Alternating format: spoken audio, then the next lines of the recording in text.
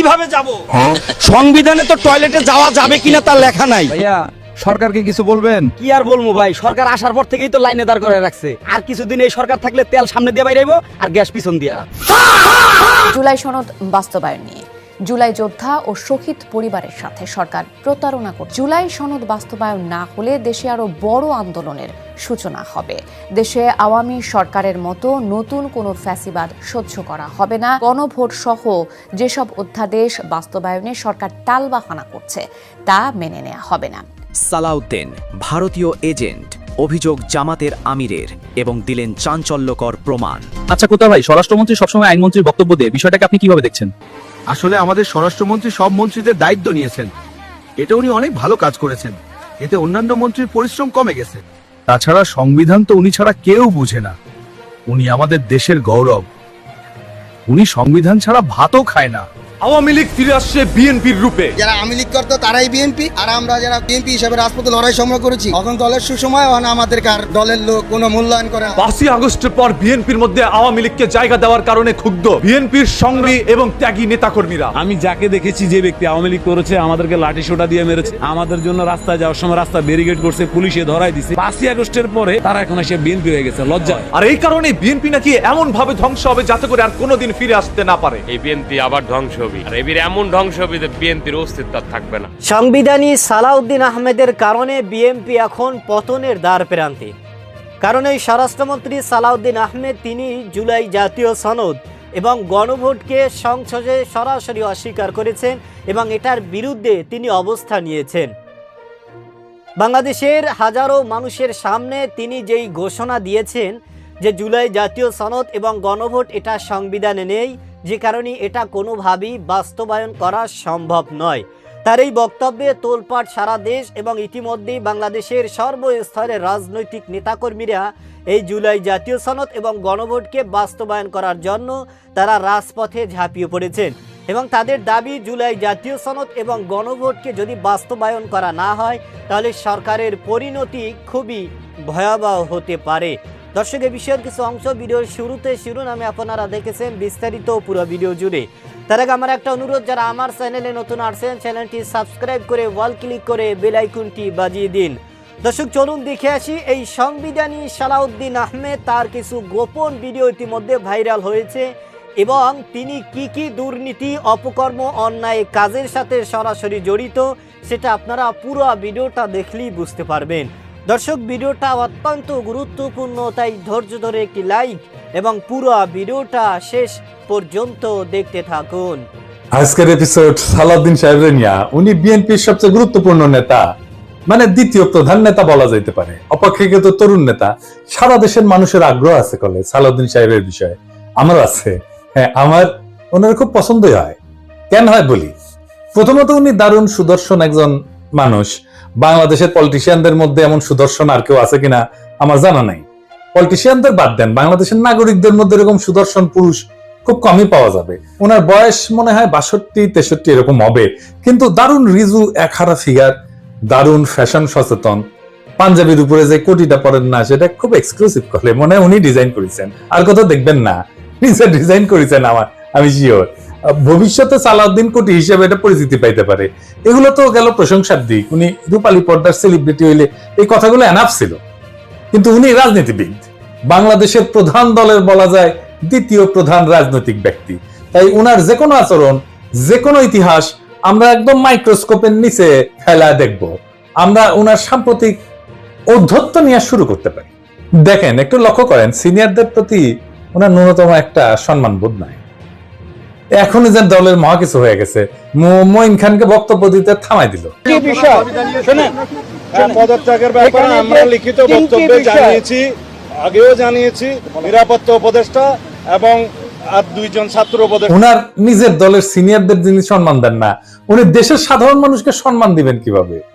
আবার ওনার বক্তব্যের টোন দেখেন, মনে ধমকায় ধমকায় কথা বলতেছে। নিরাপত্তা উপদেষ্টা এবং আর দুইজন ছাত্র উপদেষ্টা, যাদের কারণে এই সরকারের নিরপেক্ষতা ক্ষুণ্ণ হচ্ছে। আবার পাশাপাশি আমির খসরু মাহমুদের বক্তব্য দেখেন, নম্র বিনয়ী ভাবে বলতেছেন, তাই না? দেখেন, আমি একটু বলি, মূলত সংস্কার এবং বিচার, নির্বাচন, এই তিনটার উপর আলোচনা হয়েছে। তো সালাউদ্দিন সাহেবের টোন দেখেন, আবার দেখেন।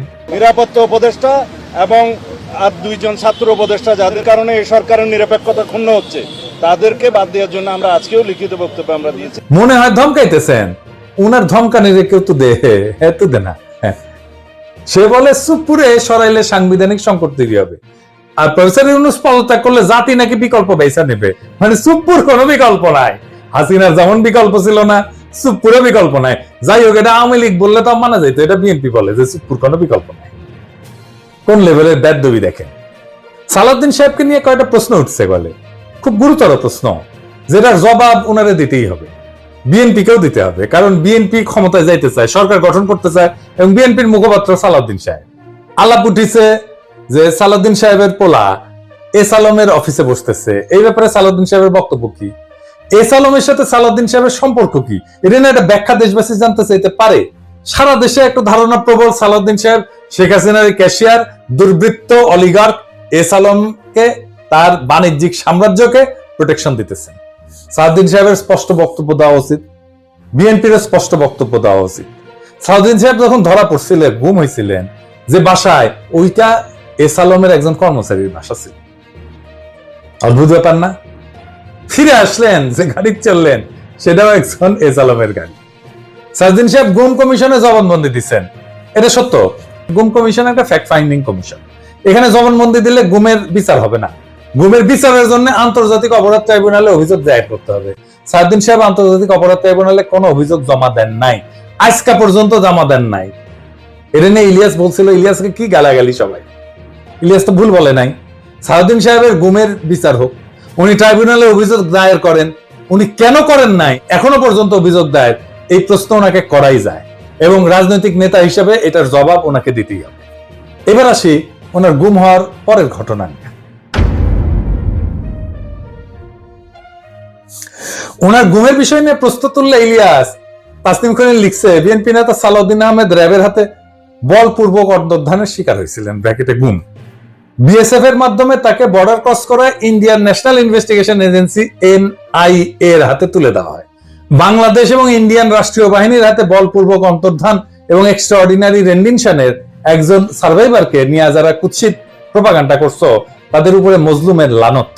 হ্যাঁ, ঠেলায় পড়লে নাকি বাঘের ধান খায়, আর পার্সিকুলার তাসনিম খলিল ঠেলায় পড়লে ইসলামী ভোকাবুলারি ইউজ করে, লানত ইউজ করেছে। যার জন্য ইউজ করেছে তারে ধন্যবাদ, ইলিয়াসের কারণে হাজার হোক, লানত শব্দটা তো ইউজ করেছে। সালাউদ্দিন সাহেবের গুমের বিষয়ে আমরা সবসময় কথা বলছি, সবাই, ইলিয়াসও বলছে, সবসময় ওনার পক্ষে দাঁড়াইছে, ইলিয়াসও দাঁড়াইছে। আমাদের সকলের সহমর্মিতা আছে, সমবেদনা আছে। দর্শক, আপনারা জানেন বাংলাদেশের রাজনীতি আবার উত্তপ্ত হয়ে উঠেছে এবং ইতিমধ্যেই অনেক নেতাকর্মীরা তারা রাজপথে ঝাঁপিয়ে পড়েছেন। তাদের দাবি এবং তাদের যেই আশা আকাঙ্ক্ষা, সেটা হচ্ছে জুলাই জাতীয় সনদ বাস্তবায়ন করতে হবে, এবং যেই গণভোটে এদেশের প্রায় ৭১% মানুষ ভোট দিয়েছেন এবং গণভোটকে তারা জয়যুক্ত করেছেন, সেই গণভোটকেও বাস্তবায়ন করতে হবে। এদিকে সংবিধানী সালাউদ্দিন আহমেদ তিনি সংসদে যেই বক্তব্য দিয়েছেন এবং তিনি এই গণভোট ও জুলাই জাতীয় সনদ নিয়ে যেই বক্তব্য রেখেছেন সংসদে, তার এই বক্তব্যকে কেন্দ্র করে আবারও উত্তপ্ত সারা বাংলাদেশ।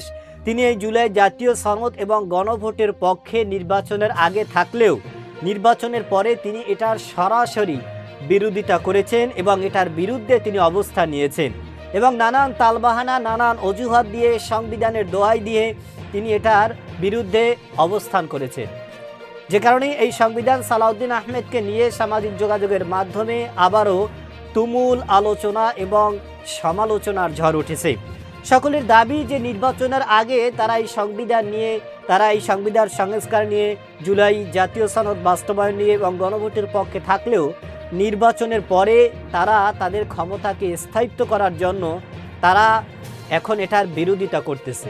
সুতরাং কথায় আছে যে মানুষের বিপদ কেটে গেলে মানুষ অহংকারী হয়ে ওঠে। বিরোধী দল অর্থাৎ এই বিএনপি নেতাদের এবং এই স্বরাষ্ট্রমন্ত্রী সালাউদ্দিন আহমেদের তাদের অবস্থা ঠিক তেমনটাই হয়েছে, যে কারণেই বাংলাদেশে আবারও রাজনীতির ময়দানে উত্তাপ ছড়িয়ে পড়েছে এবং জুলাই যোদ্ধারা ইতিমধ্যে রাজপথে ঝাঁপিয়ে পড়েছেন। তাদের দাবি আদায় না হওয়া পর্যন্ত তারা রাজপথে অবস্থান করবেন। বিরোধী দলের নেতা ডক্টর শফিকুর রহমান তিনি ইতিমধ্যে কিন্তু সংসদ থেকে লক আউট করেছেন এবং দ্বিতীয়বারের মতো তিনি আবারও সংসদ থেকে লক আউট করেছেন। তার দাবি হচ্ছে এদেশের মানুষে ভোট দিয়েছেন, এদেশের মানুষ গণভোটের পক্ষে, এদেশের মানুষের দাবি আদায় করতে হবে সংসদে। সুতরাং গণভোটকে যদি বাতিল করতে হয় তাহলে নির্বাচনকেও বাতিল করতে হবে, আর নির্বাচন যদি বাতিল করতে হয় তাহলে বর্তমানে বাংলাদেশের সরকারও বাতিল হয়ে যাবে। এবং বিরোধী দলের নেতা ডক্টর শফিকুর রহমানের কথা হচ্ছে যে এই গণভোটকে যদি বাতিল করা হয় তাহলে এদেশের মানুষের সাথে বেইমানি করা হবে, এদেশের মানুষের সাথে গাদ্দারি করা হবে এবং এদেশের মানুষের সম্মানকে ক্ষুণ্ণ করা হবে। তারা গণভোটকে জয়যুক্ত করেছেন, তাদের কথা রাখতে হবে, তাদের দাবি রাখতে হবে এবং তাদের দাবি রাখতে গিয়ে আমরা রাজপথে আবারও আন্দোলন করব এবং এই জনগণকে নিয়ে আমরা এই জুলাই জাতীয় সনদ এবং এই গণভোটকে বাস্তবায়ন করিয়ে ছাড়ব।